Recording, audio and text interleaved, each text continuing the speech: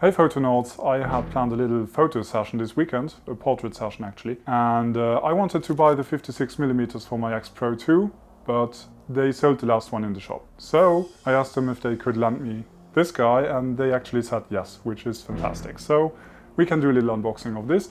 It is not the retail version, it is a demo, but there's no difference at all. So we just start. Here we go. So we have one box, another box, the camera. The CD with all the manuals in all the languages, the warranty thing, the booklets. These are international adapters for the charger. The accessories, shoulder strap, battery, cable management adapter, little connection points for the strap. The charger, I mean, it's a battery charger, what do you expect? Viewfinder. This is the body. It is a pretty nice body. Yeah, that sounded a little pervy. Swivel screen, battery compartment, connector. Dials, they are a little concave. Drive mode, D-pad. Can you call that a D-pad? Yeah, we just call it the D-pad now. The joystick, custom function buttons. That's a nice sensor. 2 SD card slots. Data port, DC in, HDMI port, and a remote jack. A mic jack and a headphone jack. Connection point for the grip and a tripod mount. 32 to 64mm zoom lens. That's pretty nice. The clicky dial for the aperture. Okay, so that's the body, that's all. Let's get to the studio and try this out. Fujifilm made medium format cameras in the past, but the GFX 50S is their first digital mirrorless camera with a sensor larger than full frame. Its main selling points: way less expensive than other medium format cameras, way smaller body, 51 megapixel sensor with a size of 44 by 33mm, 3 lenses to choose from at the initial release and 3 more later this year. That's a lot of promises for a first gen product. I'll say this right away, I really loved using the GFX at the studio. One thing becomes clear as soon as you start shooting though. The thing isn't meant for fast action shots. The autofocus doesn't hunt, but it's still pretty slow. The time between hitting the button and the moment the curtain shutter is pulled back again after the exposure feels like an eternity. But to my surprise, every single frame I shot was tack sharp. When I checked the first few frames on the screen, which is fittingly vivid and crisp, I quickly learned to trust the autofocus's accuracy.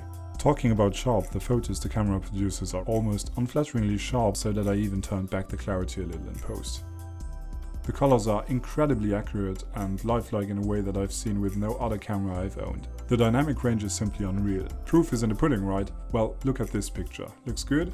Okay, here's the unreal part. This is how the picture came out of the camera. For some reason the flash didn't fire, so that the exposure that came out of the camera was actually pitch black. This is how much detail I could still recover in Lightroom from the raw file, without much effort tweaking the colors. It's grainy but still very usable if you ask me. Body design and button layout are comparable to what we've come to know and love from the X system cameras. So if you've owned any other Fuji X camera before, you'll feel right at home. A similarly articulated screen as the X-T2, D-pad, joystick, clickable dials, and a lot of customizable buttons. The small screen on top of the body shows battery level, and if there's an SD card in at least one of the 2 slots, the remaining shots, even when the camera is turned off. Handling the big 32 to 64mm f4 lens was no issue even without the vertical grip.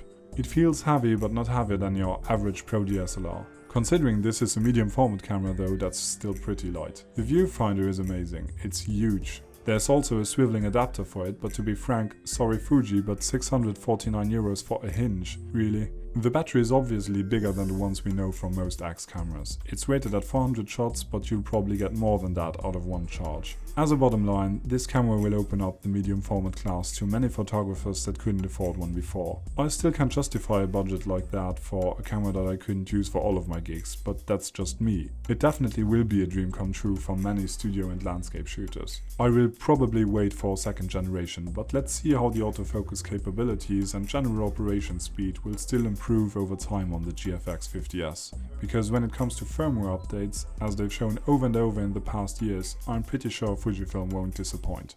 Big thanks to Isabel for the great shooting and to Raul for letting me use the studio. If you liked this video and would like to learn more about the basics of photography, please subscribe to this channel and see you in the next one. Bye!